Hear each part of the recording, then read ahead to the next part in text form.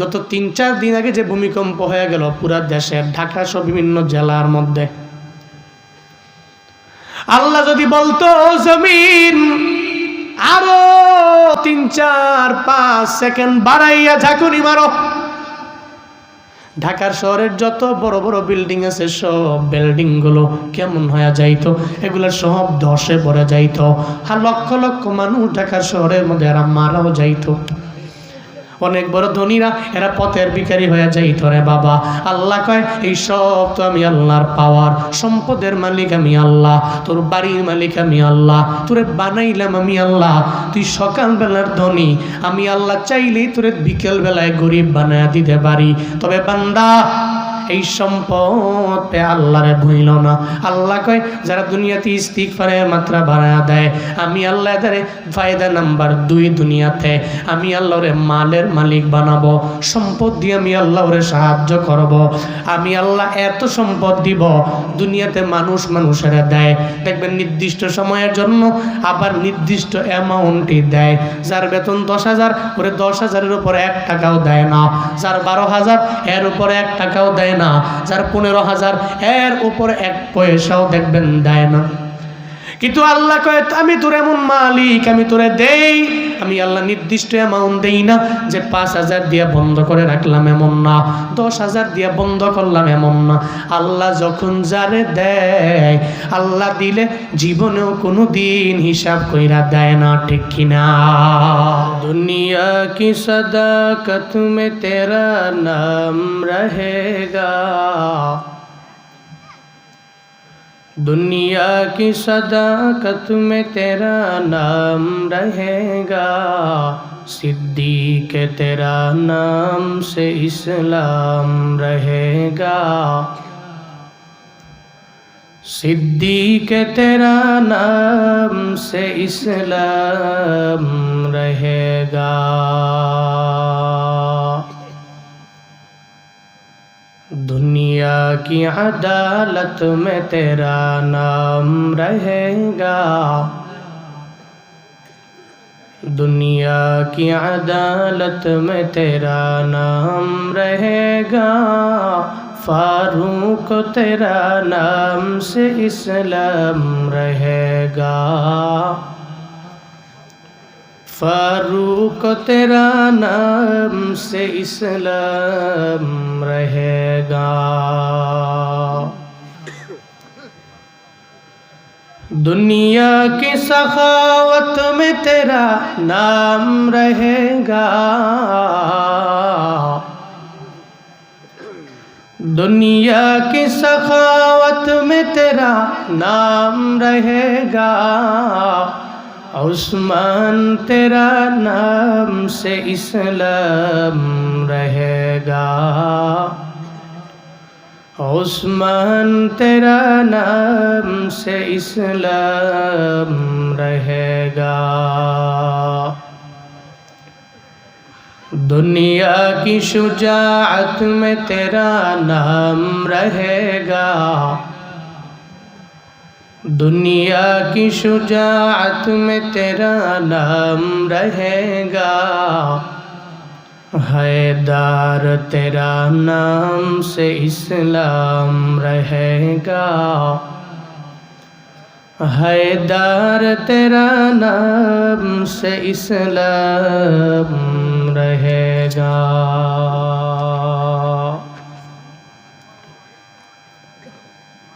দলিয়ারপুর দারুল হিকমা কওমি মাদ্রাসার উদ্যোগে আয়োজিত ৩য় বার্ষিক তাফসীরুল কুরআন মাহফিলের আজ 26শে নভেম্বর 2025 মুতাবাররক এই মজলিসে আমার আগেই আপনাদের সামনে কোরআন এবং হাদিস থেকে দিক নির্দেশনামূলক বাণী আপনাদেরকে শুনিয়েছেন বিশিষ্ট ইসলামী চিন্তাবিদ মুফাসসিরে কোরআন, বলিষ্ঠ কণ্ঠস্বর, সুমিষ্ট ভাষী, কালিয়া বকরি বালক বালিকা মাদ্রাসা দামুর হুদা চুয়াডাঙ্গায় সম্মানিত মুহতামিম হযরত মাওলানা মুফতি আলী আকবর সাহিব হাফিজাহুল্লাহ তাআলা ওয়া রাআ, আজকের মাহফিলের সম্মানিত সভাপতি অত্র মাদ্রাসার সম্মানিত সভাপতি জনাব মোহাম্মদ রফিকুল ইসলাম বিশ্বাস টিটু সাহিব,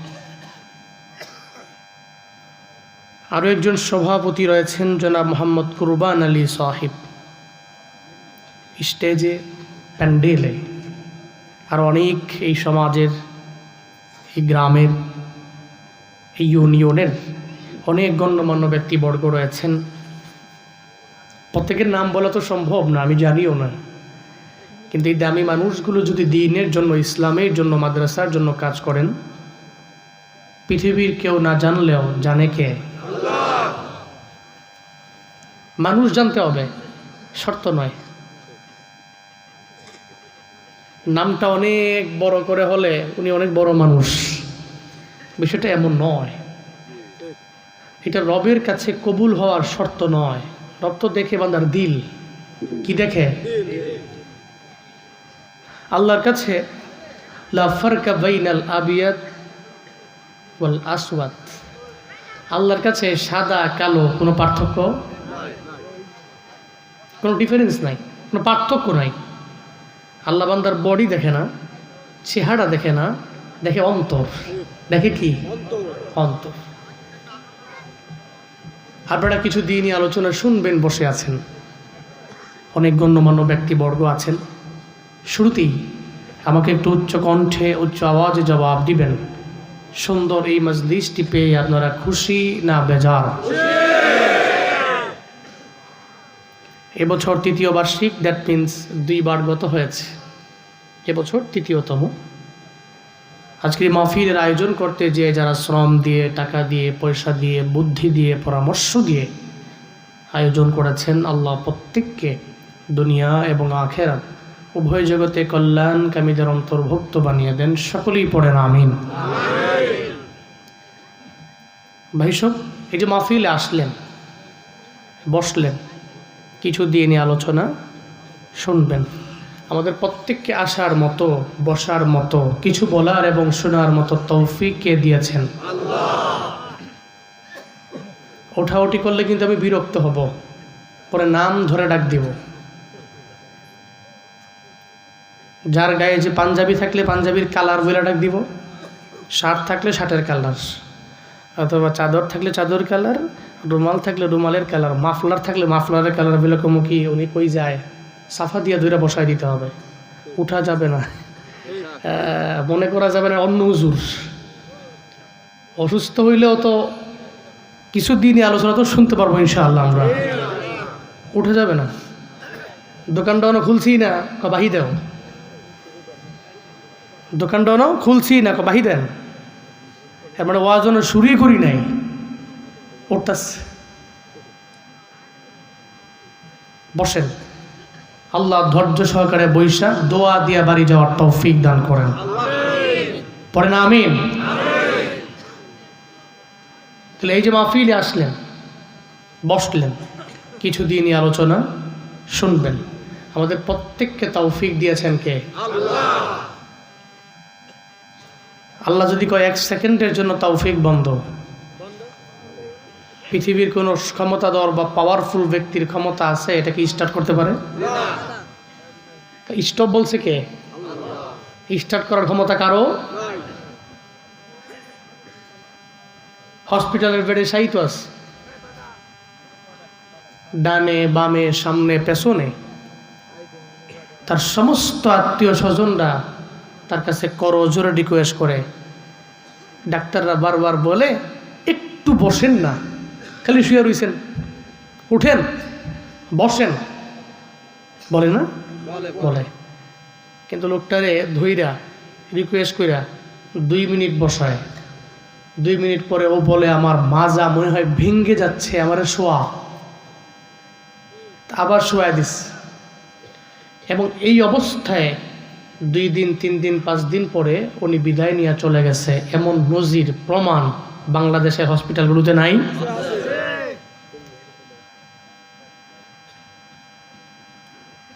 এর মানে বসার মতো অ্যাবিলিটি আমার নাই যদি আল্লাহ না দেয়। এর মানে কথা বলার মতো কোনো যোগ্যতা আমার নাই যদি আল্লাহ আমার না বলায়। শোয়ার মতো কোনো যোগ্যতা নাই আমার, যদি আল্লাহ কয় তুই শুইতে পারবি না, শেষ। এর মানে সর্বময় ক্ষমতার মালিককে, তাওফিক কে দেন? আল্লাহরে খুশি করেন, সকলে চিল্লায়া পড়েন আলহামদুলিল্লাহ। আমার সাথে পড়ুন রব্বানা লাকাল হামদ হামদান কাসীরান তাইয়িবান মুবারাকান ফি ইয়া রাব্বি লাকাল হামদু কামা ইয়ানবাগি লিজালালি ওয়াজহিকা ওয়া আযীমি সুলতানিক লাকাল হামদু বিল ঈমান লাকাল হামদু বিল ইসলাম লাকাল হামদু বিল কুরআন। ঈমান দ্বারা, ইসলাম দ্বারা, কোরআন দ্বারা প্রশংসা করলাম কার? রবের প্রশংসা কি মাহফিলে আসলে না চলে গেলেও? আমরা তো মাহফিলের প্যান্ডেলে পড়ি, একটা প্যান্ডেল থেকে বের হয়ে গেলে কয় ধুর বাদ দে, এক কান দিয়ে ঢুকে আর এক কান দিয়ে বের করা কয় কি বিড়িটা দে। আমার লাইফে বহু মাহফিলে দেখছি আমি, বয়ান শুনছে 1-1.5 ঘন্টা বয়ান শুই না, উনি দোয়া টোয়া দিয়ে বাড়ি যাবে, তো উনিও বাড়ি যায়, আমিও গাড়ি টান দিছি। যাওয়ার পথে দেখি মুরব্বির হাতে ছোট্ট একটা বিড়ির মতো দেয়া যায়, আবার একটু ধোঁয়া উড়ে। তা আমি মনে মনে কই এই লোক তো অফকোর্স এখন এই বয়ান শুই না দোয়া দিয়ে বাড়ি যাচ্ছে, কামড় হইল কি? মানে মাহফিলটা থেকে বের হইয়া মনে হয় সঙ্গে সঙ্গে ধরে লিছে। তা আমিও মাঝে মাঝে, বুড়া তো আর হই নাই, সব দেই তো, গ্লাসটা নামায় কই যে মুরব্বী ঠিক না তো? মুরব্বীকে হুজুর সবাই তো কয় ঠিক না, কিন্তু আমি তো এটা ছাড়া পারতেছি না। তারপরে এটা সারা যায় না, স্যার মুখে নে 2 ঘন্টা ওয়াজে বয়েছিলাম, মনে হয়েছে আমার তো দম বন্ধ হয়ে গেছে গা, এর লেগে ওয়াজ শেষ করতে দেরি আর ধরাইতে দেরি করি নাই। হ্যাঁ, আমাকে ওয়াজ হইলো প্যান্ডেলে, প্যান্ডেলের বাইরে গেলে সব শেষ। ডান কান দিয়ে ঢুকাইছি, বাম কান দিয়ে বের করে দিছি। আর হুজুরেরা এসব কথা কই, কত কথাই কয় হুজুররা। আজকে থেকে নিয়ত করেন বয়ান শুই না, বাস্তব জীবনে আমল করবেন ইনশাআল্লাহ। বলেন ইনশাআল্লাহ, বলেন আল্লাহ তুমি তৌফিক দান করো, পড়েন আমিন। বয়ান শুধু শুনলেই হবে না, যত বয়ান, এই যে আমার আগে যিনি বয়ান করেছেন, এরপরে মাগরিবের পর থেকে শুরু হয়েছে না বয়ান, এই এলাকায় কি মাহফিল কম হয়? কম নাই। প্রত্যেক গ্রামে গ্রামে বড় বড় ওয়াজ মাহফিল, প্রত্যেক মাদ্রাসার পক্ষ থেকে, যুব সমাজের পক্ষ থেকে, এরপরে মসজিদের পক্ষ থেকে, মাদ্রাসার পক্ষ থেকে তো আসি। এই যে তো মাহফিল, কিন্তু ফজরে মুসল্লি কয়জন মসজিদে দেখেন তো? কি গরমকালে যায় মোটামুটি 5-6 জন পাওয়া যাইতো, শীতকালে তো আরো আগেই নাই। ঘুমা, মজার ঘুম দে, কি এর নামাজ পড়িস পরে শয়তানে কয়। ইমাম সাহেব মনে মনে চিন্তা করে আমি তো নামাজ পড়তেই হবে, মুয়াজ্জিন সাহেব মনে করে আজান না দিলে কেমনে কি হইব। এরপরে 2-3 জন মুরব্বী ওনারা চিন্তা করে আমি যদি জুয়া নিতাম আমিও ঘুমাইতাম, মুরব্বী তো কদিন পরে মইরা জমুকে না যায় করবো কি জায়গা, বুঝেন নাই? হ্যাঁ, এবার সব বিপদে পড়েই যায়, মনে হয় যে আল্লাহ ঠেকা, অথচ নামাজ পড়লে ফায়দা তো আমার না আল্লাহর? আল্লাহর ফায়দা। নামাজ না পড়লে লসটা কি আল্লাহর না আমার? আল্লাহ আমাদের প্রত্যেককে সঠিক বুঝ দান করেন, সকলে বলেন আমিন। আমি খুতবায় সূরাতুন নূহ এর 10, 11, 12 এই 3টি আয়াতে কারিমা পড়েছি। কোন সূরা? নূহ কার নাম? নবীর নাম। নবীর নামে আল্লাহ পাক পবিত্র কোরআন সূরা দিয়েছেন। এই সূরা নূহের 3টি আয়াত পড়েছি খুতবায়। আল্লাহ পাক রব্বুল আলামিন সূরা নূহের ভিতরে এমন বরকত রেখেছেন, যেই এলাকায় বৃষ্টি হয় না, আছে না মাঝে মাঝে এমন হয় না, অনাবৃষ্টির কারণে মানুষ পাগল হয়ে যায়, অনুর্বর জমি এই পানির মাধ্যমে উর্বর হয়। তো আল্লাহর কাছে কান্দে, আল্লাহ পাগল হয়ে গেলাম গরমে, একটু বৃষ্টি দাও না। সূরা নূহ পড়ে কেউ যদি ইখলাস একনিষ্ঠতা অন্তরের মধ্যে নিয়ে আল্লাহকে ডাকে, সূরা নূহ পড়ে ইখলাস একনিষ্ঠতা নিয়ে আল্লাহকে ডাকতে দেরি হবে, সঙ্গে সঙ্গে আল্লাহ পাক ওই এলাকায় বৃষ্টি দিতে দেরি করবে না। এই যে ব্ল্যাক কালার জাম্পার কই যাচ্ছে, হ্যাঁ ও আচ্ছা ঠিক আছে, না এটা কইলে যাবো, অসুবিধা নেই তো। উনি যদি কয় 1 নম্বর 2 নম্বর তাহলে অসুবিধা নেই, দেওয়ান যাইব না, পরে আবার ঝামেলা হয়ে যাবো, অসুবিধা নাই। তবে উড়ার আগে এমনি 1-2 করে উঠতেন, নাইলে ডাক দিয়ালাম আমি, যত বেওয়ানি হোক বসতে হবে। আপনার চাইতে আমি বেশি কষ্টে আছি, আমি 8-10 ঘন্টা জার্নি করে আইছি আপনারা এনে বয়ান করতে, আবার যাব। সো আপনারা তো এন থেকে আইছেন, পাশ থেকে একটু বসেন ধৈর্য সহকারে, পরে যাবো ইনশাআল্লাহ। অনেক লম্বা সময় কথা বলবো না আমি, আবার একেবারে শর্ট টাইমও না, মাঝামাঝি আর কি। আল্লাহ কবুল করেন, আল্লাহ কবুল করেন। তা আল্লাহ পাক এই 3টা আয়াতে কি বললেন? আল্লাহ পাক এই 3 আয়াতে বললেন একটা কাজ করো, যদি একটা কাজ করতে পারো তাইলে ফায়দা দুনিয়াতেও, ফায়দা আখিরাতেও। ফায়দা কই জগতে? 2 জগতে। ফাকুলতু আস্তাগফিরু রাব্বাকুম ইন্নাহু কানা গাফফারা يرسل السماء عليكم مدرارا ويمددكم بأموال وبنين ويجعل لكم جنات ويجعل لكم أنهارا। আল্লাহ পাক বলেন এমন একটা কাজ আমি আল্লাহ তোমাদের শিখাইয়া দিলাম, এই কাজের মাধ্যমে ফায়দা হবে তোমাদের 2 জগতে। 1 নম্বরে ফায়দা দুনিয়ায়, 2 নম্বরে ফায়দা আখিরাতে। দুনিয়াতে মানুষ যত কাজ করে দেখবেন, সব মানুষগুলো কাজ করে 2টা উদ্দেশ্য নিয়ে, হয় লাগবে তার দুনিয়া, না হয় লাগবে তার আখিরাত। কিন্তু কপাল পোড়া মুসলমান যারা দুনিয়াকে প্রায়োরিটি দিয়ে আখিরাতের কথা ভুলে যায়, আল্লাহ কয় এদের মতো বোকা এই দুনিয়ার মধ্যে সেকেন্ড কেউ নাই। আল্লাহ পাক বলেন দুনিয়াতে মানুষ যত কাজ করে উদ্দেশ্য হলো 2টা। 1 নম্বরে লাগবে হয় দুনিয়া, না হয় বান্দার লাগবে আখিরাত। সকাল 8টা বাজে 9টা বাজে আপনি কাঁধের মধ্যে কোদাল নিয়া কেন দৌড়ান? কয় মাটি কাটার জন্য যাই। কেন এত পরিশ্রম? কয় দুনিয়ার জন্য। এই মাটি কাটনিওয়ালা ফজর পড়ছনি? কয় না। তাহলে মাটি কাটার জন্য কেন দৌড়াও? কয় লাগবে আমার দুনিয়া।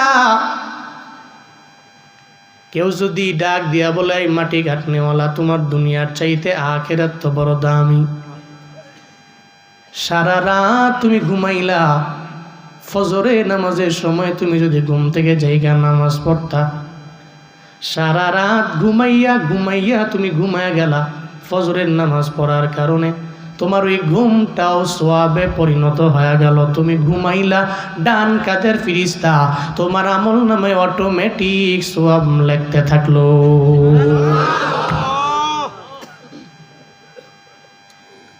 কিন্তু মাটি কাটনেওয়ালা বলে আমার আখিরাত লাগবে না। কপাল পোড়া মুসলমান, ফজরের নামাজ পড়ে মাটি কাটতে যাও, তাহলে মাটি কাটার মধ্যে আল্লাহ বরকত বাড়াইয়া দিবে। আই চাকরিজীবী, তোমার দুনিয়া লাগবে, অসুবিধা নাই, আল্লাহ এটা বলেন নাই। তুমি নামাজের মধ্যে সময় কাটাইয়া 24 আওয়ার্স দিয়া দাও। আল্লাহ কয় বান্দা তুই শুধু তোর জন্য আখেরাতের জন্য 1 ঘন্টা সময় রাখো, অথবা 1 ঘন্টা 20 মিনিট সময় আমি আল্লাহরে দাও। আল্লাহরে দেওয়া মানে তুমি তোমার নিজেরে দাও, কারণ নামাজ ছাড়া তো জান্নাতের দরওয়াজার সামনে তোমার দাম নাই, নামাজ ছাড়া কোনো দাম নাই, রোজা ছাড়া দরওয়াজার সামনে জান্নাতের দাম নাই, নেক আমল ছাড়া জান্নাতের দরওয়াজার সামনে দাম নাই। জান্নাতের দরওয়াজা ওপেন হবে নামাজের মাধ্যমে হবে। মিফতাহুল জান্নাতি সালাহ, নবীজি কয় নামাজের চাবিটা লইয়া বান্দা জান্নাতের দোরগোড়ায় যখন হাজির হয়ে যাবে আর বলবে কে তুমি? কয় আমি নামাজি। কি নিয়ে আইছো? কয় আমি চাবি নিয়ে আইছি। কয় চাবির নাম কি? কয় চাবির নাম নামাজ। দরওয়াজার সামনে দাঁড়াইয়া বলবে এই ফেরেশতা আমার কাছে চাবি আছে, এই চাবির নাম হলো নামাজের চাবি, এই দরওয়াজা ওপেন করে দাও। জান্নাতের ফেরেশতা সঙ্গে সঙ্গে বলবে অসুবিধা নাই, মদিনাওয়ালা নবী তো জানাইছেন মিফতাহুল জান্নাতিস সালাহ, তোমার নামাজ হলো জান্নাতের চাবি। সব দরওয়াজাগুলো তুমি তোমার চাবি দিয়া ওপেন করে দাও। যেই দরওয়াজা দিয়া মন চায় ওই দরওয়াজা দিয়া এই মুহূর্তে তুমি জান্নাতে ঢুকে যাও। আতিনা ফি দারে দুনিয়া না হাসান, আতিনা ফি দারে উকবা না হাসান, ইয়া গিয়াসাল মুস্তাগীসি নাহদিনা লফদিখার বিল উলুমে ওয়াল গিনা। হর গরিদে নেকো তু তৈয়ার है, झूना मंगे उस्त तू वे जारो है। কেন তুমি জমিনের মধ্যে দৌড়াও? উদ্দেশ্য আমার দুইটা, হয় লাগবে দুনিয়া না হয় আখিরাত। কিরি এলাকার মুরব্বী এত আরামের ঘুম বাদ দিয়ে ফজরে নামাজের ঠান্ডা পানি দিয়ে ওযু বানাইয়া মসজিদে কেন দৌড়াও? তুমি তো ঘুমাইলে পারতা, কিন্তু দৌড়াও কেন নামাজে? দেখবেন মুরব্বী বলবে আমি নামাজে কেন যাই জানো নি? কারণ এই নামাজ আমার জান্নাতে নিয়ে যাবে। আমি নামাজ সারা জীবনে কোনো দিন জান্নাতের মধ্যে যেতে পারবো না। ও বাবা, জান্নাতে যেতে হলে 1 নম্বরে লাগবে নামাজ।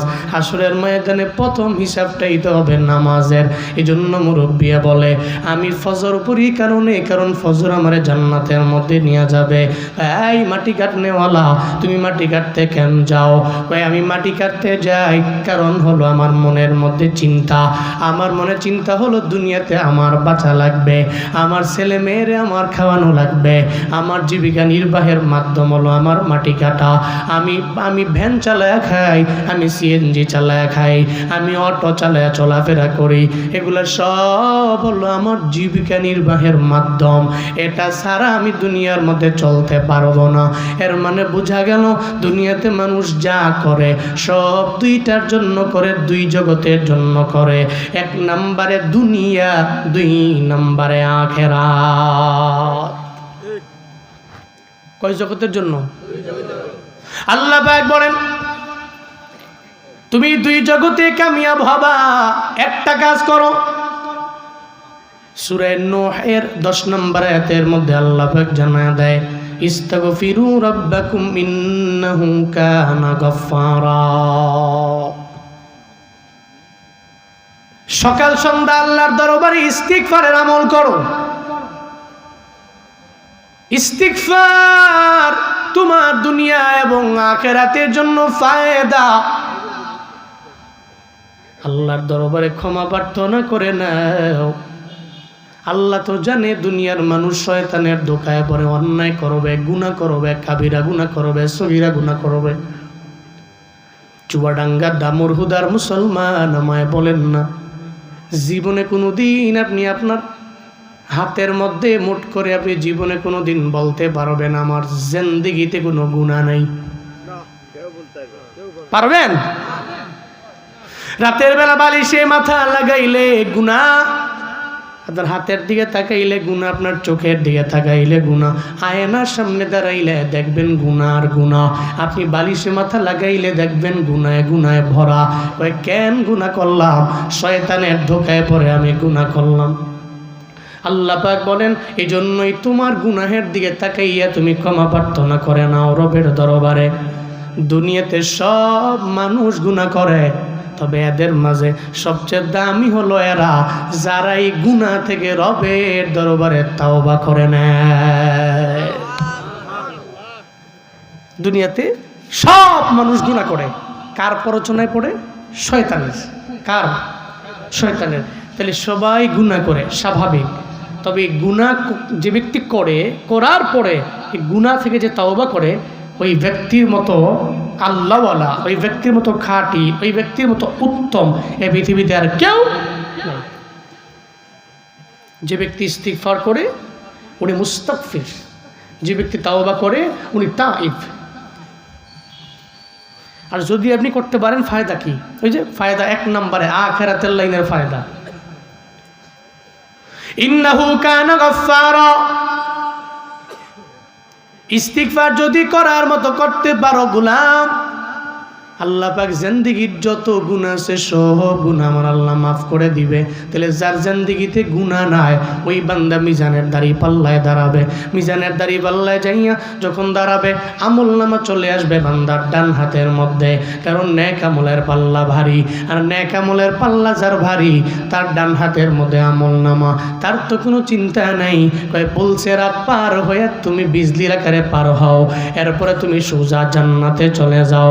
আর যার বাম হাতে আমল নামা, ও জীবনেও কোনো দিন তো জান্নাতে যেতে পারবে না। এর মানে হলো 1 নম্বরে ইস্তিগফারের মাধ্যমে জিন্দেগীর গুনাহগুলো মাফ। জিন্দেগীর গুনাহ যদি মাফ হয়ে যায়, তাহলে জান্নাতে যাব না জাহান্নামে?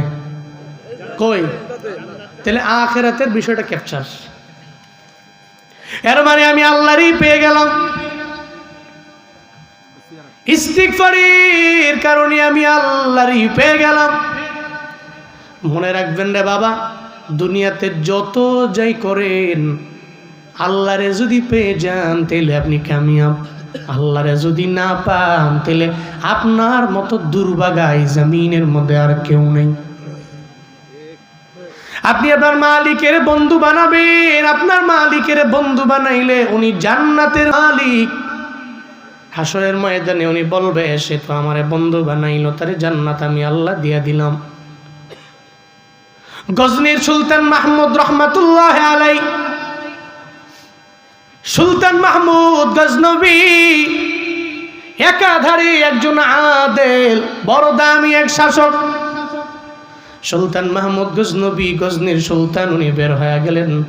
রাতের বেলা ঘুরতে লাগলেন, রাস্তা দিয়ে হাঁটে, দেখবেন যারা হক্কানি হকের উপরে থাকে, যেই সমস্ত বিচারকেরা, এরা রাতের বেলা ঘুমায় না, ঘুরে ঘুরে দরওয়াজা দিয়ে বিভিন্ন জায়গায় যায়, দেখে মানুষগুলোর কি হালাত। এরা রাষ্ট্রের মধ্যে ঘুরে ঘুরে বেড়ায়।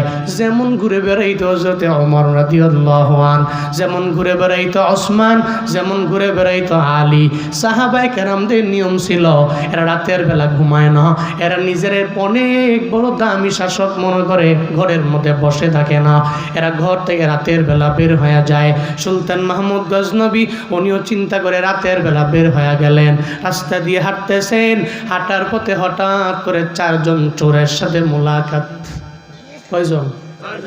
4 জন চোরের সাথে মোলাকাত। 4 জন চোর সুলতান মাহমুদ গজনবীরে চিনে না। কয় কিউ আমগুলোকে চুরি করার লেগে নাকি আইসো? কারে কয়? সুলতান রে কয় আমগুলোকে চুরি করার লেগে আইসো, যোগ্যতা কি আছে? সুলতান মাহমুদ বলে, আমি পরিচয় দিব না। এই তোমরা কারা? বুঝো না আমরা 4 জনের চোর, তুমি অত চোর, আবার এত ভাবলো কে?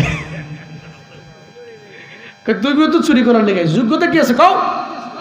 সুলতান মাহমুদ রাগ না হইয়া, আমি তো যোগ্য লোক, এজন্য চুরি করতে আইছি। তোমরা যে 60 জন চুরি করো, যোগ্যতা আছে নি? তোমাকে যোগ্যতা দেখা তাহলে তোমাকে দলে আমি যোগ করবো, যদি যোগ্যতা ভালো দেখি। আর যদি যোগ্যতা নাই তাহলে তোমাকে দলে আমি আর যাবো না। চারজন চোরেরে বলল যোগ্যতা কি জানায়া দাও। চারজন চোরে প্রথম চোর বলল, 1 নম্বরে আমার যোগ্যতা আমার কান। আমার কান হলো আমার যোগ্যতা। ওই কান দিয়া তুমি কি করো তুমি আমারে বলো। সুলতান রে জানা দেয়, এই তুমি যে আমাদের সাথে যাওয়ার জন্য আসলা চুরি করার জন্য, আমার কানের এত পরিমাণে পাওয়ার জানোনি। আমি যখন কারো বাড়িতে ডাকাতি করার জন্য চুরি করার জন্য যাই, তার বাড়ির সামনে কুকুর থাকলে কুকুর ঘেউ ঘেউ করলে কি বলে আমি আমার কান দিয়া বুঝতে পারি। 1 নম্বরে আমার কানের এত পরিমাণে পাওয়ার। ওই ভালো।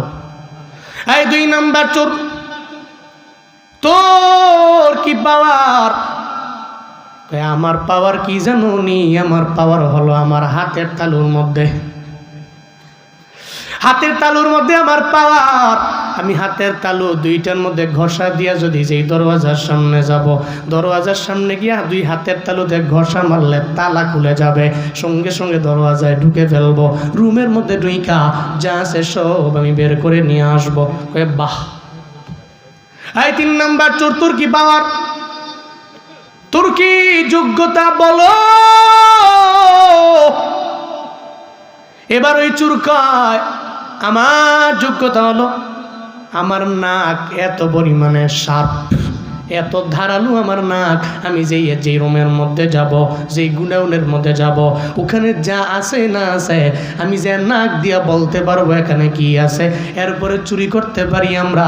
আমার নাকের এত পরিমাণে পাওয়ার, আমার নাক এত পরিমাণে ধারালো। বাহ। এই 4 নাম্বার চোর, তোর কি পাওয়ার? আমার পাওয়ার হলো আমার এমন চক্ষু, এই চক্ষু দিয়ে রাতের বেলা আমি যারা দেখি দিনের বেলাও জাজ করতে পারি। লোকটা রাতের বেলা দেখলাম, দিনের বেলাও সেই লোকটাই। বাপ রে বাপ, তোকে 4 জনের কঠিন যোগ্যতা।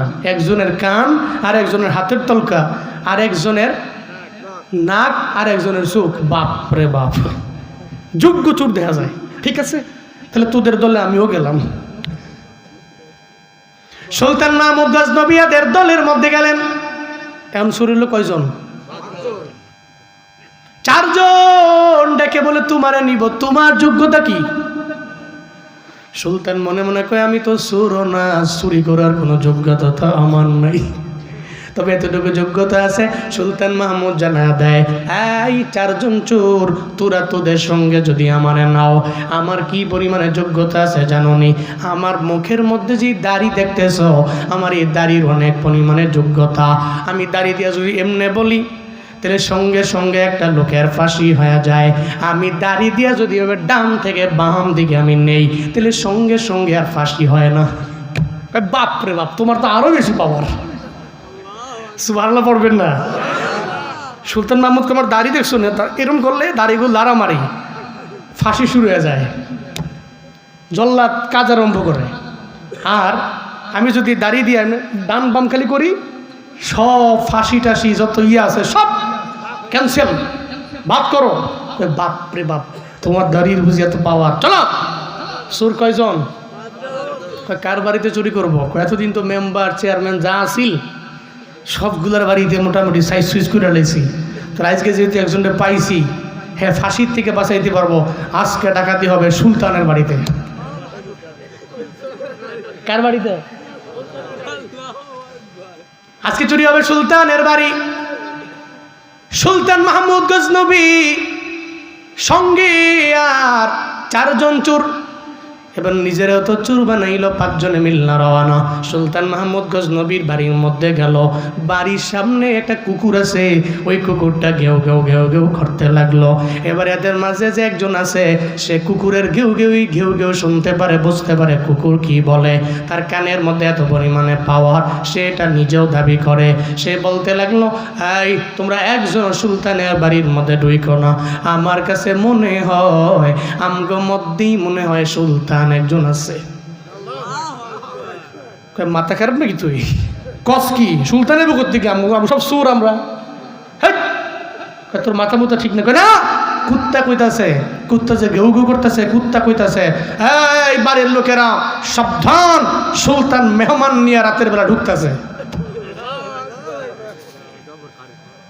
সুলতান সমস্ত মেহমান নিয়ে ঢুকতেছে, কথা তো ঠিক হই। সুলতান ঢুকতেছে, লোকে 4 জন সুরও তো আছে, কুত্তা তো আর জানে না এরা সুর না মেহমান, কিন্তু এর কথা কেউ মানে না, দৌড়বে এটা পাগল নাকি, সুলতানে নাইব কর্তিকা ঢোক। সুলতান মাহমুদ গজনবীকে ঢোক, 5 জন মিলে ঢুকছে। সুলতানের বাড়ির মধ্যে ডাকাতি চুরি করতে আরম্ভ করলো।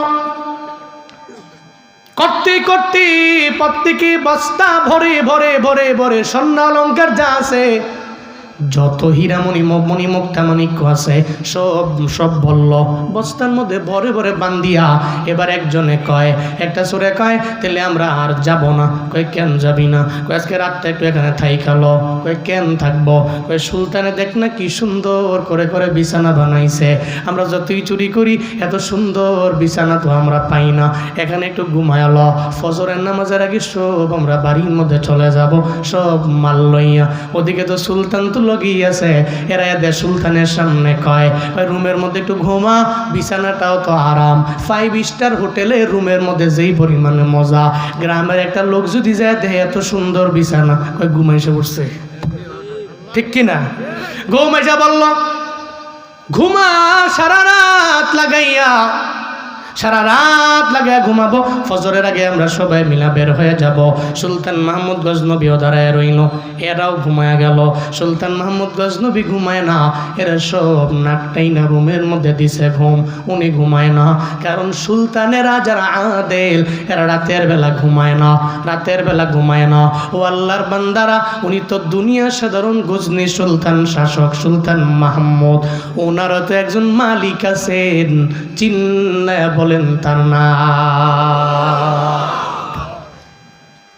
দুনিয়ার আদিল সুলতানেরা রাতের বেলা ঘুমায় না,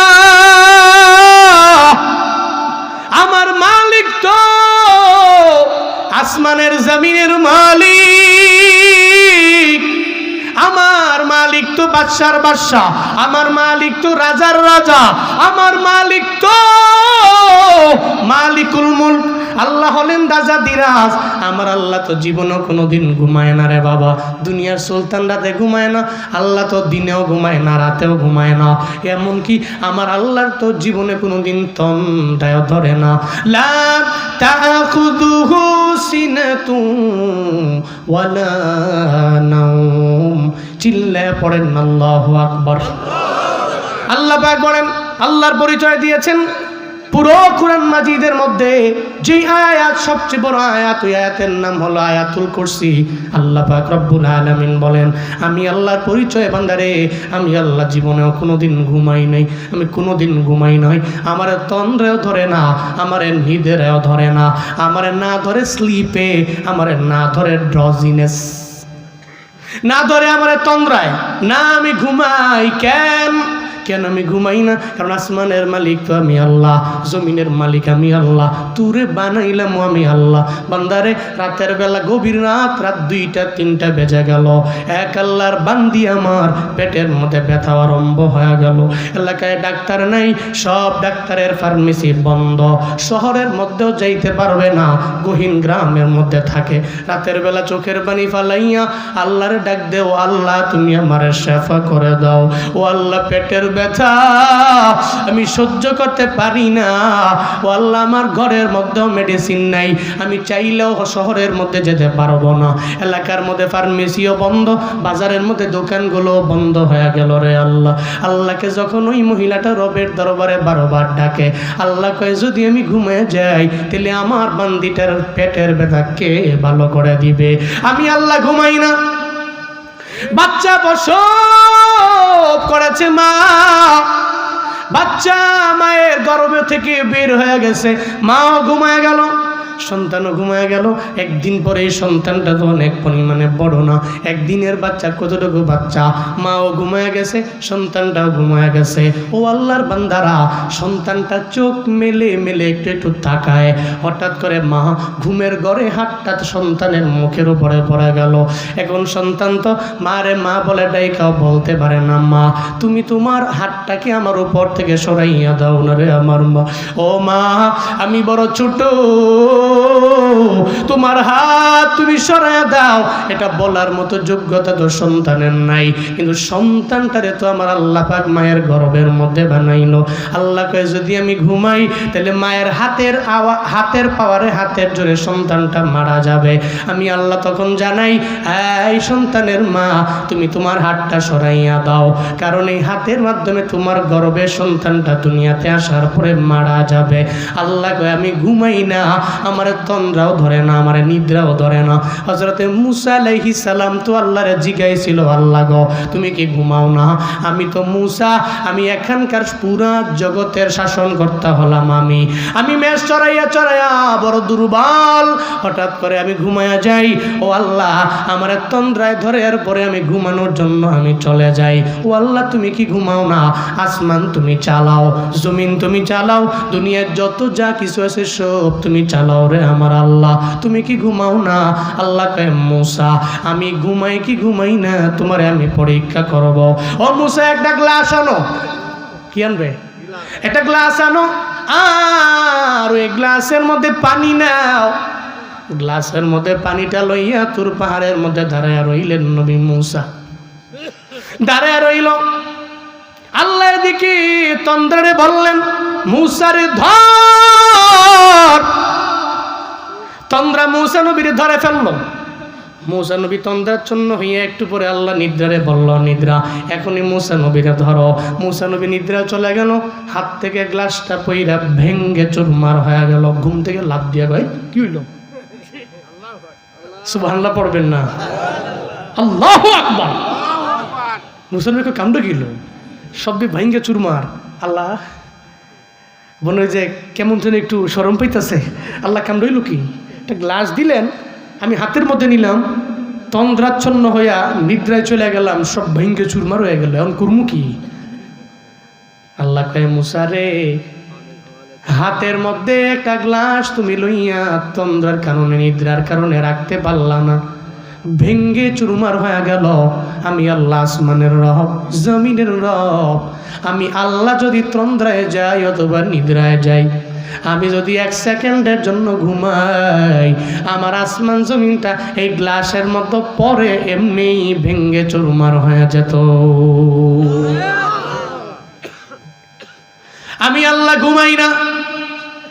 দুনিয়ার শাসকেরা ঘুমায়, রাতে না ঘুমাইলে দিনে ঘুমায়। আবার যারা দিনে ঘুমায় না, এরা রাতের বেলা দেখবেন এশার নামাজের পরে ঘুমের জন্য চলে যায়। সুলতান মাহমুদ গজনবী ঘুমায় না, উনি বের হয়ে গেল। ফজরের নামাজের আজান হয়ে গেল, এরা তো আরামের বিছানা পাইয়া ঘুমায়ও গেল।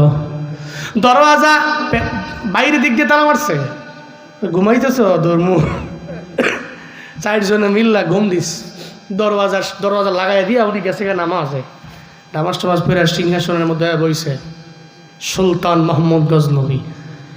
এবার সিংহাসনের মধ্যে বয়া কয়, কিরে জল্লা, চারজন সুর ঘুমাইতেছে আরবে, ডাক দে।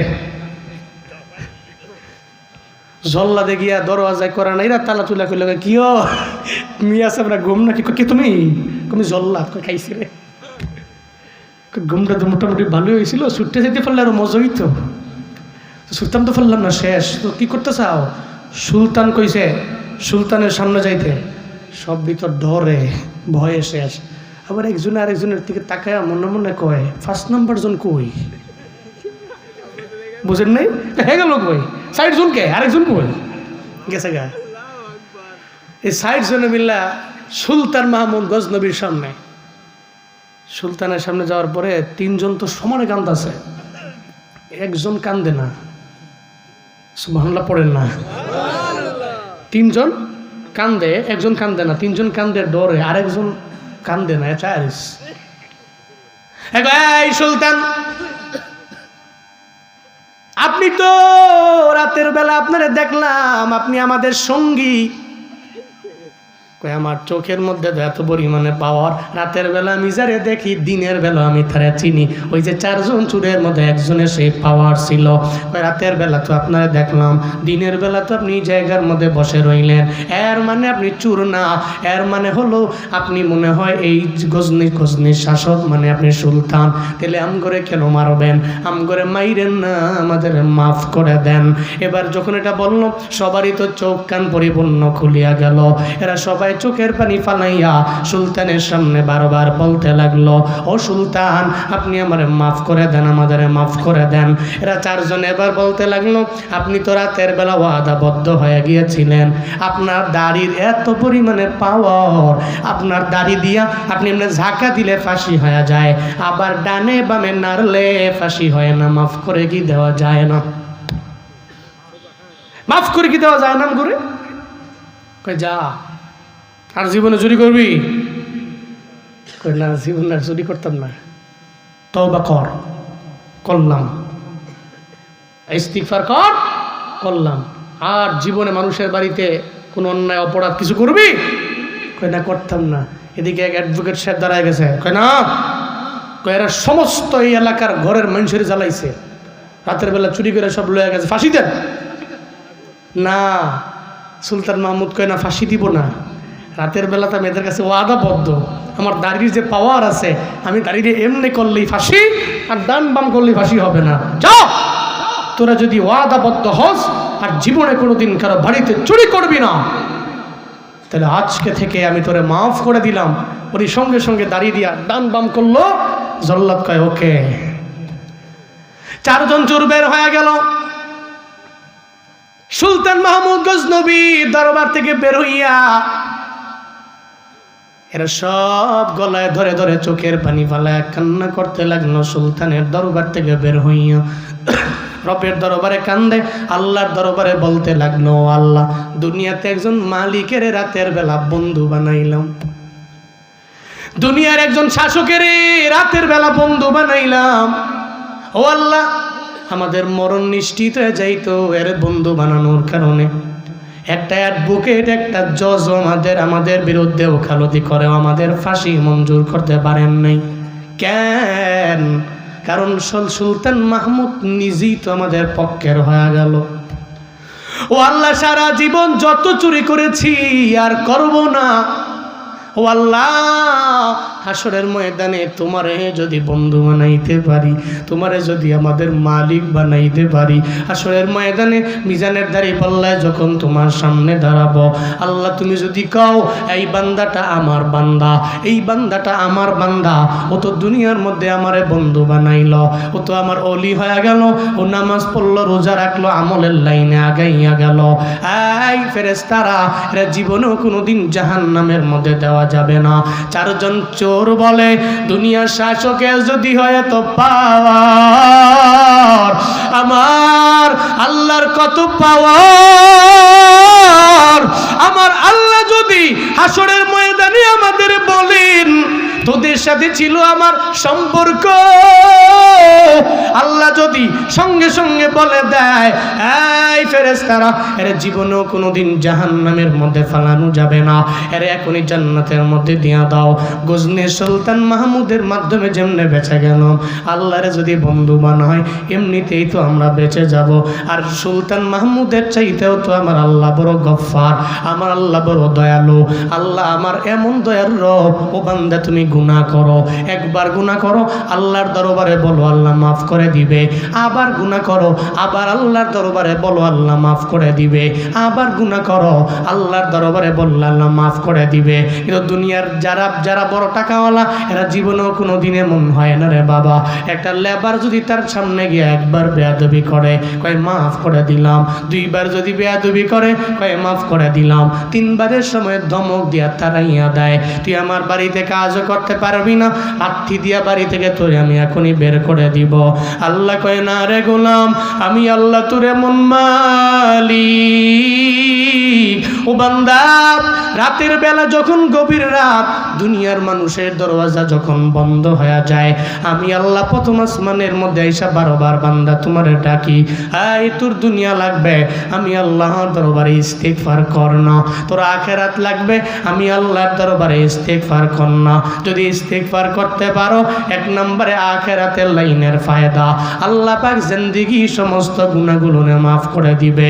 2 নম্বরে ফায়দা, আল্লাহ দুনিয়াতে তোমার যা লাগে সব আমার আল্লাহ দিয়া দিবি। তাহলে আখিরাতের ফায়দা নাম্বার 1, আল্লাহ পাক জিন্দেগির যত গুনাহ আছে সব মাফ করে দিবেন। 1 নম্বর আখিরাতের লাইনের ফায়দা এটা রে বাবা। এবার দুনিয়া বিলাইনে কি পরিমাণে ফায়দা জানেননি? ওই যে শুরুতে বললাম, দুনিয়াতে মানুষ যা করে হয় দুনিয়ার জন্য করে, আর না হয় আখিরাতের জন্য করে। এই দুনিয়ার জন্য মানুষ কত কিছু করে, সম্পদের জন্য, বাড়ি গাড়ির জন্য মানুষ পাগল পাড়া হয়ে যায়। বাংলাদেশের ছেলে বাড়িতে চুয়াডাঙ্গায় থাকে, মালয়েশিয়ায় থাকে, সৌদি আরবে থাকে, সিঙ্গাপুরে, কেন ওখানে যায়? ওখানে তো এমনিতেই গেলে টাকার মেশিন এমন না, চাপ দিলে টাকা বের হয়ে যায়। এত পরিশ্রম, এত ঘাম কেন? কয় আমার মা বাবারে আমার সুন্দর করে চালানো লাগবে, আমার পরিবার নিয়ে সুন্দরভাবে থাকবো। এই বাংলাদেশের মধ্যে থেকে আমার ইনকামের মধ্যে বরকত নাই, এজন্য হাজার হাজার মাইল দূরে এই পোলাটা চলে যায়। ওখানে মাও নাই, বাবাও নাই, ওখানে পরিবারও নাই, কেউ নাই। আল্লাহ কয় রে মানুষ, দুনিয়ায় মাল কামানোর জন্য তুই দূরাও, আমি আল্লাহ তোরে দুনিয়া বিলাইনে ফায়দা দিয়ে আমি আল্লাহ ভরপুর বানায়া দিব। ইস্তিগফারের কারণে দুনিয়াবি ফায়দা নাম্বার 1। আল্লাহ পাক বলেন, ইউরসিলিস সামা আলাইকুম মিদরারা। দুনিয়া বিলাইনের ফায়দা, আল্লাহ পাক আসমান থেকে রহমতের ন্যায় তোমাদের উপরে বৃষ্টি বর্ষণ করবেন। সুবহানাল্লাহ পড়বেন না? এই জন্যই তো যে এলাকায় বৃষ্টি নেই, ওই যে বললাম না, এরা যদি আয়াতগুলো পড়া আল্লাহর দরবারে কান্দে, এলাকায় বৃষ্টি হয়ে যাবে। শুধু তাই না, আপনার ঘরে রহমত নাই, বরকত নাই, আপনি চিন্তায় পড়ে গেছেন, দৌড়ে চলে গেলেন কবিরাজের দরবারে, আমার একটা বীজ দাও, আমার ছেলের তাবিজ দাও, মেয়ের তাবিজ দাও। ছেলে মেয়ের জন্য সব জায়গার মধ্যে আপনি গেলেন তাবিজের জন্য, একটা ইমামের দরবারে গেলেন, সবার দ্বারে দ্বারে ঘুরলেন একটা তাবিজের জন্য। না রে বাবা, ঘরের মধ্যে রহমত নাই, ঘরের মধ্যে বরকত নাই। কেন নাই? কারণ আপনি মুস্তাগফির না, আপনি ইস্তিগফার করতে পারেন না, আপনি নিজেও নামাজ পড়েন না, আপনার বউও নামাজ পড়ে না, আপনার ছেলেও নামাজ পড়ে না, আপনার মেয়েও নামাজ পড়ে না। পুরা ঘরের মধ্যে সপ্তাহের পর সপ্তাহ চলে যায়, ঘরে নামাজ নাই, এমন ঘর আছে না নাই? ঘর তো মনে হয় ঘর না, হয়ে গেল কবর। নবীজি জন্য বললেন, উম্মাত সাল্লু ফি বুয়ুতিকুম ওয়ালা তাত্তাখিযুহা কুবুরা। ঘরের মধ্যে তোমরা নামাজ পড়ো, ঘরটারে তোমরা কবর বানায়ো না। ঘরে নামাজ পড়ো, তবে ঘরের মধ্যে ফরজ নামাজ পড়তে পারবেন না রে পুরুষেরা। ফজরের নামাজের আগে সুন্নত কয় রাকাত? কয় রাকাত? আপনি ঘরের মধ্যে পড়বেন 2 রাকাত, সুন্নত পড়ে চলে যাবেন মসজিদে ফরজ পড়ার জন্য। নিজে একা একা উঠলে হবে না, বউরে বলবেন তুমি ওঠো। ছেলেরা ডাকবেন, ছেলে তুই ওঠ না, মেয়েরে বলবেন মেয়ে তুমি ওঠো। আপনি ছেলে মেয়েরে লইয়া পুত্রবধূর সবাইরে ডাইকা এদের বলবেন তোমরা ঘরের মধ্যে নামাজ পড়ো, আমি আমার ছেলেরে নিয়ে চলে গেলাম মসজিদের মধ্যে। আল্লাহর কসম একবার, আল্লাহর কসম 2 বার, আল্লাহর কসম 100বার করে বলতে পারি, যেই ঘরের যে লিডার আছে উনিও নামাজ পড়ে, আবার ওই ঘরের মধ্যে যেই নারী আছে উনিও নামাজ পড়ে, পুত্রবধূও নামাজ পড়ে, ছেলেও নামাজ পড়ে, বউও নামাজ পড়ে, সবাই নামাজ পড়ে। যদি ঘরের মধ্যে ওই ঘরের ইনকাম যদিও 10,000 টাকা, আল্লাহ পাক ওই ঘরের মধ্যে রহমত বরকত দিয়ে ভরপুর বানায় দিবি। কিন্তু ঘরের মধ্যে লক্ষ কোটি কোটি টাকার মালিক, কিন্তু ঘরের বউ নামাজ পড়ে না। আল্লাহর কসম, বউ যদি পর্দা না করে, নামাজ না পড়ে, এই ঘরের জীবনেও কোনোদিন বরকত হবে না। এটা আপনি ডায়েরিতে লিখে রাখতে পারেন, জীবনেও কোনোদিন বরকত হবে না। হুজুর বরকত নেই কে, রহমত নেই কে, হবে কেমনে? আপনি তো একা একা মসজিদে যান, একা একা, ফোলারেও নেন না, মাইয়ারও পেয়ে যান নাই, বউরও কর নাই না। আপনি একা একা নিজেকে দামি একজন মুসল্লি বানাইলেই হবে না, সবাই রে নিয়ে নামাজ পড়তে হবে, সবাই রে নিয়ে। আপনি তো রক্ষক, হাসরের ময়দানে আল্লাহ জিজ্ঞেস করবে, তুই একা নামাজে গেলি, পোলার কি খবর? বলতে হবে। একবার বলবেন, দুবার বলবেন, তিনবার বলবেন, 5 বার বলবেন, 10 বার বলবেন, বারবার বলতে থাকবেন, এই নামাজ পড়। আপনি বলবেন, আপনার বলারটা আপনার বলতেই হবে। শাসন করবেন পোলাপানদেরকে, এই নামাজ পড়োস না কে, শাসন করবেন। কারণ আপনার ঘরে তো রহমত দরকার আছে, বরকত দরকার আছে। তাহলে এদের নামাজই আপনার ঘরের রহমত এবং বরকতের কারণ। তেরা যদি নামাজ না পড়ে, আপনার ঘরে তো রহমত নাই। আমি যখন বাড়ি যাই, আমরা 3 ভাই, আমাদের বাবা একজন আলেম, আমরা 3 ভাই। তা আমরা গেলে আব্বু যে মসজিদে নামাজ পড়ায়, 3 ভাইরে দায়িত্ব দিয়া দেখো, 1 ভাই ফজর আর বাকি 2 ভাই মাগরিব আর এশা। তোরা পড়াবি, আমি পিছনে পড়মু, সব মুসল্লিরা পড়বে, খুশি হবে। তো বাড়িতে গেলে এই নিয়ম করে দেয়, সবাই মিলে নামাজ পড়ে, কি আনন্দ লাগে। আপনি কি মনে করছেন আমি কোটিপতি ঘরের সন্তান? না, কিন্তু আমি বরকত নিজের চোখে দেখেছি, আমি রহমত নিজের চোখে দেখেছি। আপনি ঘরে আপনার সন্তানগুলো নিয়ে, পরিবার নিয়ে আপনি নামাজ কন্টিনিউ করেন, আপনার এই ঘরটারে জান্নাতি ঘর হিসাবে আল্লাহ পাক কবুল করে নেবে ইনশাআল্লাহ।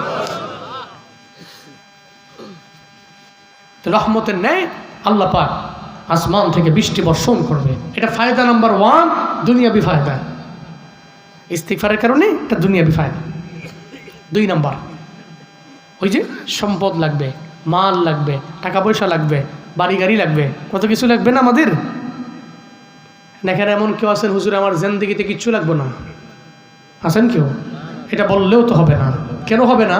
আপনি যদি বলেন যে আমার আব্বা আম্মা পরিবার টরিবার সব বাদ দিয়া আমি একা এক জঙ্গলে চলে যাব, না, এটা জায়েজ নাই।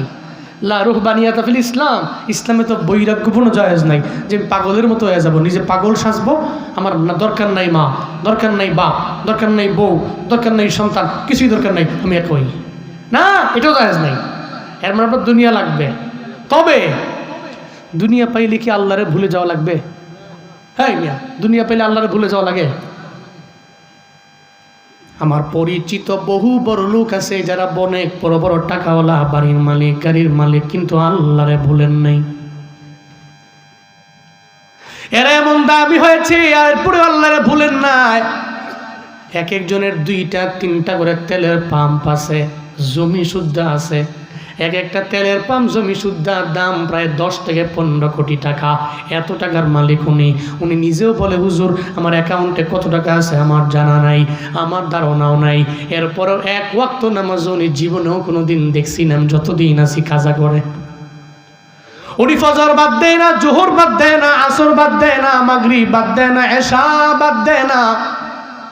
ফজরের নামাজটা পইরাই উনি 2 ঘন্টা ঘুমায়া বলে, এরপরে আমি অফিসের মধ্যে যাই।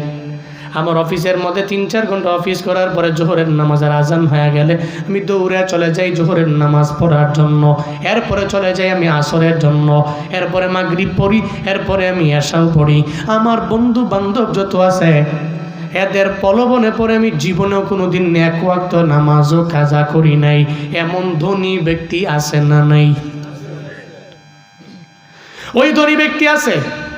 এমন ধনী ব্যক্তিরা এরা সব আমার মাওলার এত বড় পাগল, এদের টাকা জীবনেও কোনোদিন আমার আল্লাহর স্মরণকে ভুলায় না। এরা জান্নাতের কথা চিন্তা করে, এরা মনে করে দুনিয়াতে আজকে মইরা গেলে কালকে আমার 2 দিন, 3 দিন পরে আমার হয়ে যাবে 4 দিন। এই চিন্তা করে করে উনি অন্যায় করে না, উনি গুনাহের দিকে দৌড়ায় না। উনি যতই টাকা পয়সার মালিক হয়ে গেল, উনি নামাজের জন্য যায়, রোজাও রাখে, আবার নেক আমলের লাইনে উনি অগ্রগামী হয়ে যায়। তাহলে ধনী হয়ে গেলে আল্লাহরে ভুলা যাবে? যাবে? আপনি জমির মালিক, কে দিছেন? আল্লাহ। আপনি সম্পদের মালিক, কে দিছেন? আপনি সন্তানের মালিক, কে দিছেন? আল্লাহ ছাড়া পৃথিবীতে কে আছে যে আপনাকে সম্পদের মালিক বানাতে পারে? আছে কেউ? নাই তো। আবার এই সম্পদগুলো 5 মিনিটের মধ্যে ধ্বংস কইরা আপনার পথের ভিখারি বানায়া আপনার হাতে একটা ভাঙ্গা থালা দিতে পারেন কে? নদীর এপার ভাঙে ওপার গড়ে, এই তো নদীর খেলা। সকাল বেলার ধনীর তুই ফকির সন্ধ্যা বেলা। যতই ধন দৌলতের বড়াই দেখাও, গত 3-4 দিন আগে যে ভূমিকম্প হয়ে গেল পুরা দেশের, ঢাকা সহ বিভিন্ন জেলার মধ্যে, আল্লাহ যদি বলতো জমিন আরো 3-4-5 সেকেন্ড বাড়াইয়া ঝাঁকুনি মারো, ঢাকার শহরের যত বড় বড় বিল্ডিং আছে সব বিল্ডিং গুলো কেমন হয়ে যাইতো, এগুলো সব ধসে পড়ে যাইতো। আর লক্ষ লক্ষ মানুষ ঢাকার শহরের মধ্যে এরা মারাও যাইতো। অনেক বড় ধনীরা এরা পথের ভিখারি হয়ে যাইত রে বাবা। আল্লাহ কয় এই সব তো আমি আল্লাহর পাওয়ার, সম্পদের মালিক আমি আল্লাহ, তোর বাড়ির মালিক আমি আল্লাহ, তোরে বানাইলাম আমি আল্লাহ। তুই সকাল বেলার ধনী, আমি আল্লাহ চাইলেই তোরে বিকেল বেলায় গরিব বানায় দিতে পারি। তবে বান্দা এই সম্পদ পে আল্লাহরে ভুইল না। আল্লাহ কয় যারা দুনিয়াতে ইস্তিগফারের মাত্রা বাড়ায়া দেয়, আমি আল্লাহ তারে ফায়দা নাম্বার 2 দুনিয়াতে আমি আল্লাহরে মালের মালিক বানাবো, সম্পদ দিয়ে আমি আল্লাহরে সাহায্য করব। আমি আল্লাহ এত সম্পদ দিব, দুনিয়াতে মানুষ মানুষের দেয়, দেখবেন নির্দিষ্ট সময়ের জন্য, আবার নির্দিষ্ট অ্যামাউন্টই দেয়। যার বেতন 10,000 ওরে 10,000-এর উপরে 1 টাকাও দেয় না, যার 12,000 এর উপরে 1 টাকাও দেয় না, যার 15,000 এর উপরে 1 পয়সাও দেখবেন দেয় না। কিন্তু আল্লাহ কয় আমি তোর এমন মালিক, আমি তোরে দেই। আমি আল্লাহ নির্দিষ্ট অ্যামাউন্ট দেই না যে 5,000 দিয়ে বন্ধ করে রাখলাম এমন না, 10,000 দিয়ে বন্ধ করলাম এমন না। আল্লাহ যখন যারে দেয়, আল্লাহ দিলে জীবনেও কোনো দিন হিসাব কইরা দেয় না, ঠিক কিনা? ওয়ারযুকুহু মিন হাইসু লা ইয়াহতাসিব। আল্লাহ যখন রিজিক দেন তখন আল্লাহর হিসাব থাকে না। কারণ আল্লাহর ভান্ডারে কম না বেশি? কম না বেশি? কত বেশি? হ্যাঁ, শেষ করা যাবে? হবে হবে। আর কারণের এই সম্পদ, ও তো গরিব ছিল, কারণ গরিব ছিল। মুসা নবীরে যা কয়, মুসা আমি গরিব মানুষ, তোমার আল্লাহর লগে তুমি কথা কও? আল্লাহরে কও না, তাতে উনি আমার সম্পদের মালিক বানায়, আমি গরিব মানুষ। যদি সম্পদের মালিক বানায় আমি তোমার ভুলতাম না। যেরকমভাবে আমাদের নেতারা বলে, নির্বাচন আগে কয় আমার খালি ভোটটা দিয়ে দেখো, 5টা করে দেহ, আমি তোমার ভুলতাম না। নির্বাচনের আগে মুসাফা করলে মনে একটা কুলবালিশ, কি বালিশ? কুলবালিশ চিনেন না? মানে মনে হয় যে মুসাফা করলে একটা কুলবালিশও মুসাফা করলাম। উনি যখন নির্বাচিত হয়ে গেল, এরপরে কয় কিরে চিনুস নি গায়ে, ঠাঁস করে গালের মধ্যে চল লাগাই দিছে। তো হ্যাঁ কান দেয়ার কয় নির্বাচনের আগে হাতটা দেখলাম কুলবালিশ, পরে বুঝি হাতটা দিয়েই আমরা চল মারলেন, আমি গরিব দীঘা। হ্যাঁ, দুনিয়াতে নেতারা লিডাররা এমনই করে।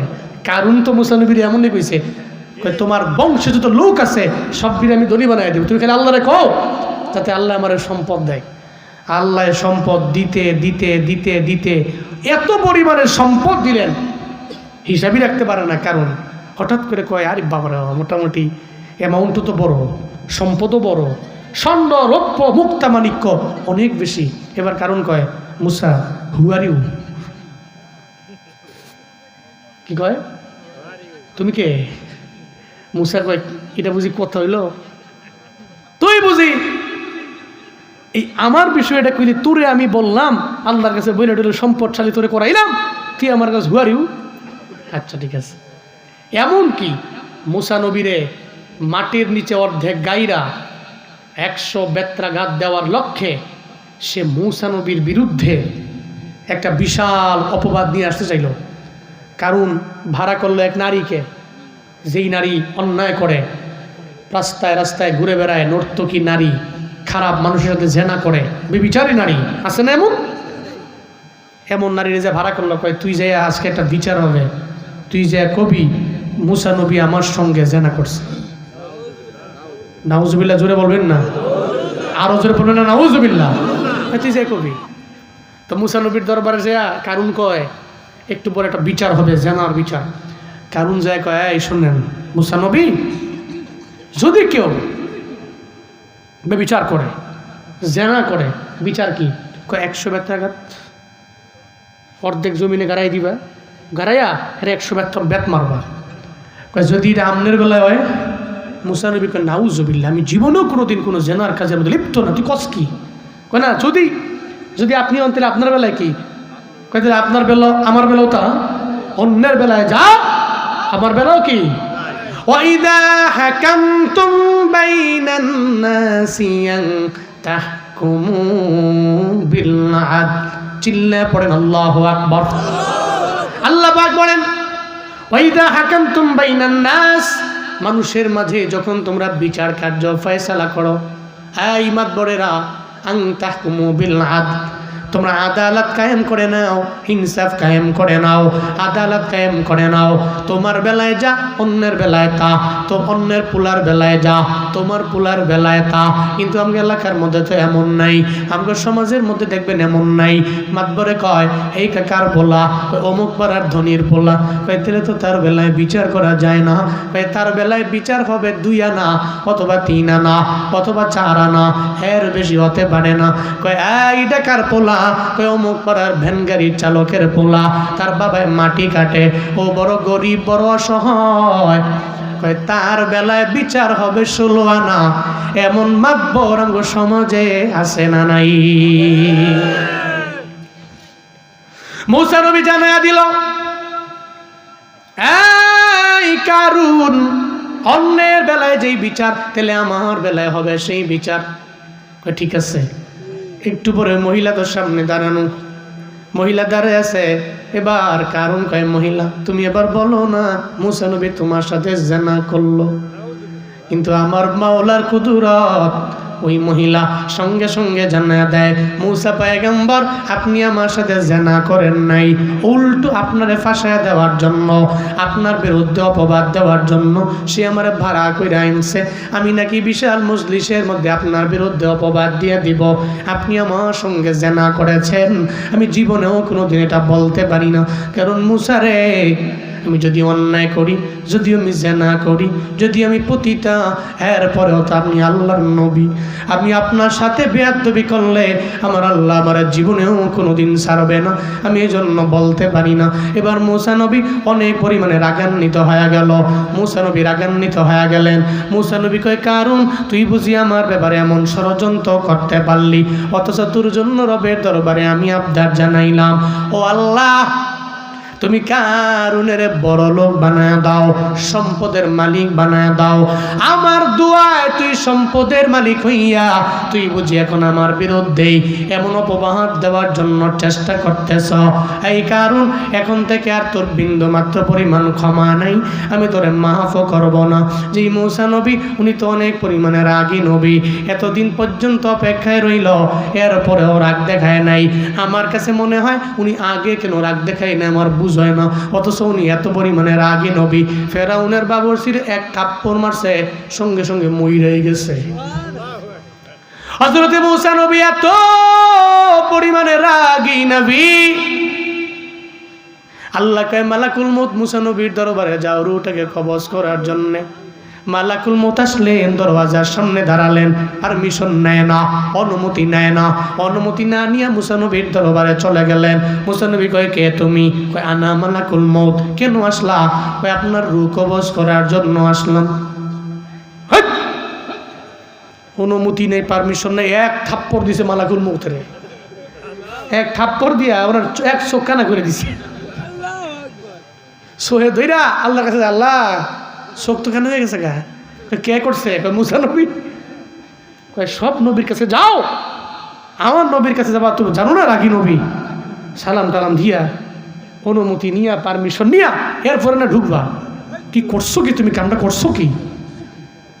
আল্লাহ পাক কয় মুসা নবী মালাকুল মৌত পাঠাইলাম, কেন তারে জোরে একটা থাপ্পড় মাইরা দিলেন? কয় পারমিশন কেন নেয় নাই, অনুমতি কেন নেয় নাই?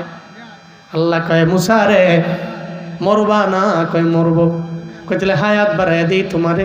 মুসা নবী কয় কেমনে বাড়াবেন?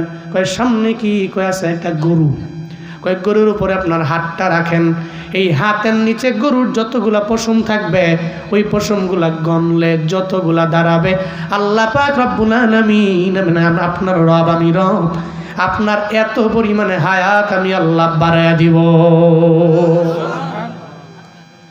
মুসা নবী কয় এরপরে কি? কয় সুম্মাল মাউত।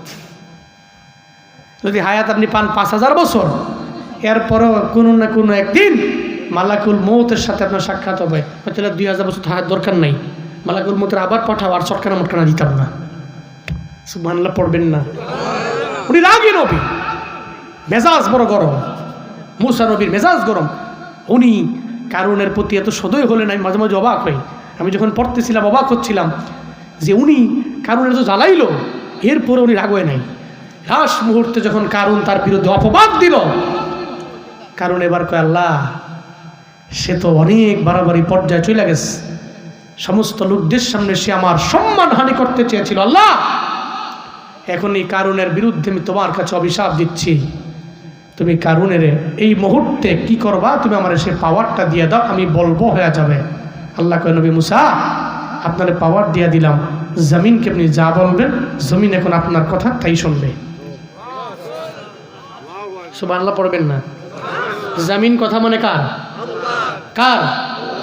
জমিন কথা মানে আল্লাহর। এর মানে আল্লাহ যদি কয় জমিন তুই কথা মানবি মুসা, তাহলে জমিনকে মুসা নবীর কথা মানতে পারে না? পারে। মুসা নবীর সুপ্রিম পাওয়ার দিয়ে দিলেন। মুসা নবী মাটিরে কয় আই জমিন কারুন রে গারো, সঙ্গে সঙ্গে গাললো। ওনারে প্রথমত টাকনু পর্যন্ত গাড়ছে, টাকনু পর্যন্ত যখন গাইরা গেছে গা, এবার কারুন কয় কি মুসা মজা করো, আমার কি ফেরাউনের মতো মনে করছো নাকি? আমি এর চেয়ে বেশি পাওয়ারওয়ালা, আমার সম্পদ জানো, তুমি আমার গাড়ছো? মুসা নবী কয় তুই যদি এই টাকনু পর্যন্ত গাড়ার পরে আমার কাছে রুজু হইতি, আল্লাহর দিকে ফিরে আসতি, আমি আর জমিনকে আর আদেশ করতাম না গাড়ার জন্য। যেহেতু আবার গাদ্দারি করলি, তাহলে গাদ্দারির জন্য কোনো ছাড় নাই, জমিন আরো গাড়ো, হাঁটু পর্যন্ত বেড়ে গেছে। এবার আস্তে আস্তে দুর্বল হয়ে যাচ্ছে। এরপরে একটু পরে কয় এই জমিন তারে মজা পর্যন্ত গাড়ো। এবার কয় মুসা রে তুমি আমারে মাফ কইরা দাও। মুসা কয় টাইম নাই, সময় শেষ, যতই এখন কান্দো কান্দা লাভ নাই। মুসা নবী বলল এবার এই জমিন, এবার আবার তারে তুমি বুক বরাবর জমিন তুমি গেড়ে নাও। বুক বরাবর গেড়ে নেওয়া হলো। এদিকে উনি যতক্ষণ ডাবে, যতক্ষণ ডাবে, যতটুকু ডাবে, ওনার যত জমিনের মাল আছে সব মালগুলো ডাবতে থাকে। একটা পর্যায়ে গলা বরাবর ডেবে গেল। এবার কারণ কয় এই মুসা আমারে মাফ করে দাও, আমারে মাফ করে দাও, আমারে দুনিয়ার জমিনের মধ্যে মাটির নিচে গাইরা ফেলো না।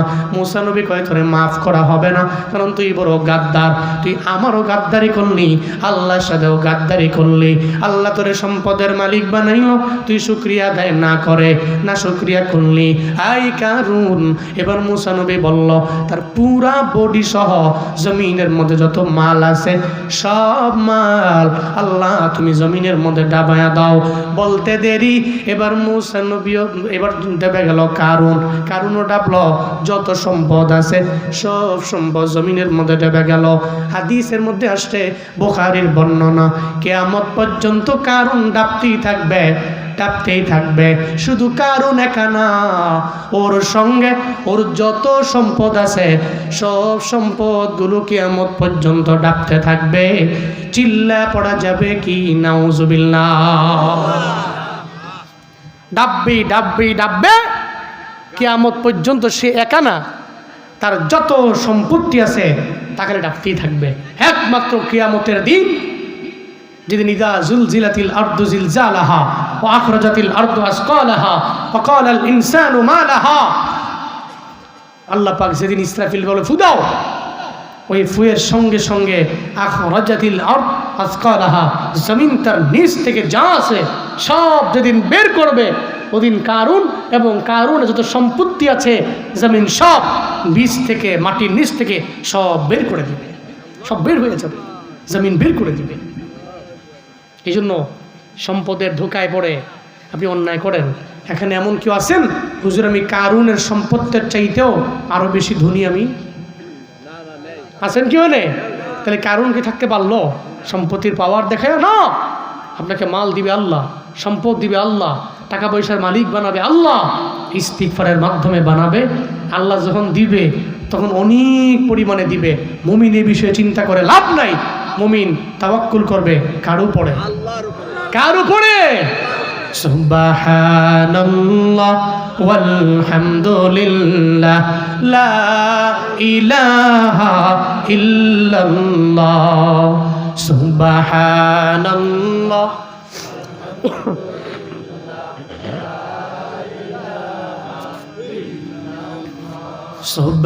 সুবহানাল্লাহ ওয়ালহামদুলিল্লাহ লা ইলাহা। আল্লাহ আমাদের তাসবিহগুলো কবুল করেন, সকলে পড়েন আমিন। তাহলে দুনিয়াবি ফায়দা নাম্বার 1, আল্লাহ পাক রহমতের ন্যায় বৃষ্টি বর্ষণ করলো।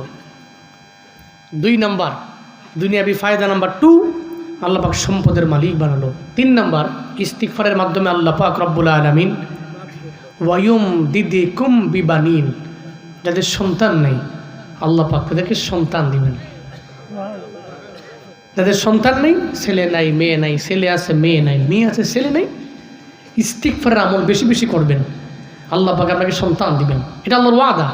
আল্লাহর সন্তান দিয়ে তোমাদেরকে সাহায্য করবেন। এটা ফায়দা নাম্বার দুনিয়ায় 3 নাম্বার।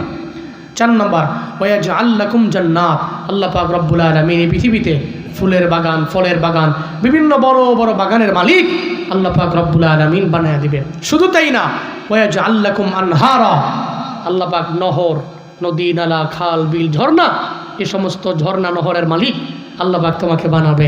এর মানে জমিনের মধ্যে চলতে গেলে যা লাগবে দুনিয়া বিলাইনে আল্লাহ পাক এই সমস্ত কিছু বান্দাকে দিবে। শর্ত কি?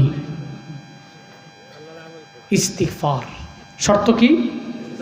আস্তাগফিরুল্লাহ রাব্বি মিন কুল্লি যামবি ওয়া আতুবু ইলাইহি লা হাওলা ওয়ালা কুওয়া ইল্লা বিল্লাহিল আলিয়্যিল আযীম। আস্তাগফিরুল্লাহ রাব্বি মিন কুল্লি যামবি ওয়া আতুবু ইলাইহি লা হাওলা ওয়ালা কুওয়া ইল্লা বিল্লাহিল আলিয়্যিল আযীম। আমি বেশি বেশি পড়ব। হে আল্লাহর বান্দারা, আজকের এই মাহফিল থেকে শিক্ষা নিয়ে বাড়ির মধ্যে যাবেন। রাতের বেলা ঘুমানোর আগে ঠান্ডা পানি দিয়ে অজু বানান, অথবা গরম পানি দিয়া বানান, অজু বানাবেন। অজু বানাইয়া এরপরে আপনি যখন ঘুমাইতে যাবেন, ডান কাঁধে হইয়া আল্লাহর দরবারে বলবেন, আল্লাহ সারা দিন লাগাইয়া আমি এমন কোনো গুনাহ নাই করলাম না, এমন কোনো অন্যায় নাই করি নাই, এমন কোনো অপরাধ নাই করি নাই। ও আল্লাহ, আমারে কি মাফ করে দেওয়া যায় না? আমারে কি মাফ করে দেওয়া যায় না? এটা বইলা বলবেন, আস্তাগফিরুল্লাহ রাব্বি মিন কুল্লি যামবি ওয়া আতুবু ইলাইহি লা হাওলা ওয়ালা কুওয়া ইল্লা বিল্লাহিল আলিয়্যিল আযীম। আস্তাগফিরুল্লাহ রাব্বি মিন কুল্লি যামবি ওয়া আতুবু ইলাইহি লা হাওলা ওয়ালা কুওয়া ইল্লা বিল্লাহিল আলিয়্যিল আযীম। 11 বার পরে পরে রাতের বেলা ঘুমিয়ে যাবেন রে বাবা। আল্লাহর কসম করে বইলা যায়, আপনার জিন্দেগীর যত গুনাহ আছে আমার আল্লাহ মাফ করে দিবে। দুনিয়া বিলাইনে আল্লাহ পাক ঘরের মধ্যে রহমত বাড়াবে, বরকত বাড়াইয়া দিবে আমার আল্লাহ। শুধু তাই না, আল্লাহ পাক সম্পদ দিয়ে আপনারা সাহায্য করবেন, আল্লাহ পাক সন্তান দিয়া আপনারা সাহায্য করবে। আল্লাহ পাক বিভিন্ন সম্পদের মালিক আল্লাহ বানাইয়া ফলের বাগানের মালিক বানাবে, ফুলের বাগানের মালিক বানাবে, আল্লাহ নহরের মালিক বানাবে, ঝর্ণাধারার মালিক বানাবে। আল্লাহ ইস্তিগফারের মাধ্যমে এই ফায়দা হাসিল করার তৌফিক প্রত্যেককে তুমি দাও। চিল্লায় জোরে পড়েন আমিন, আরো জোরে পড়েন আমিন। তাহলে আমরা দুনিয়া চলার পথে ইস্তিগফার করব। ইস্তিগফার করব, 5 ওয়াক্ত নামাজ পড়ব। রাজি আছেন ইনশাআল্লাহ? আমরা আল্লাহরে পাইতে চাই না? সুলতান মাহমুদ গজনবীর আমলের যে 4 চোর, সে যে তারা যে আল্লাহর হয়ে গেল, চুট্টি টুরি বাদ দিয়া চিন্তা করলো, আল্লাহ যদি খালি কয় যে হাসরের ময়দানে যা, জান্নাতে যা, তাহলে তো আমার আপনার জন্য ফায়দা। এই চিন্তা নিয়ে চলতে পারবেন তো ইনশাআল্লাহ? যে আমি আখিরাতে আল্লাহরে চাই, আল্লাহ যদি আমার হয় তাইলে আমার জান্নাতে যাওয়াটা অনেক সহজ হয়ে যাবে, সম্ভব হবে। আমরা আল্লাহকে নিজের বন্ধু বানাবো, ইস্তিগফার করব, 5 ওয়াক্ত নামাজ নিজে একা না, পরিবারের সবাই লইয়া পড়বো। পারবো না ইনশাআল্লাহ? ইনকাম যা করব হালাল ওয়েতে করব, জুয়া মুক্ত একটা সমাজ গঠন করব। পরকিয়া, জিনা জমিনের মধ্যে করা যাবে না, এটা মুমিন করতে পারে না, এটা করবেন না বাপ, এটা করবেন না। আল্লাহ আমাদের সবাইকে সঠিক বুঝ দান করেন, সকলে পড়েন আমিন।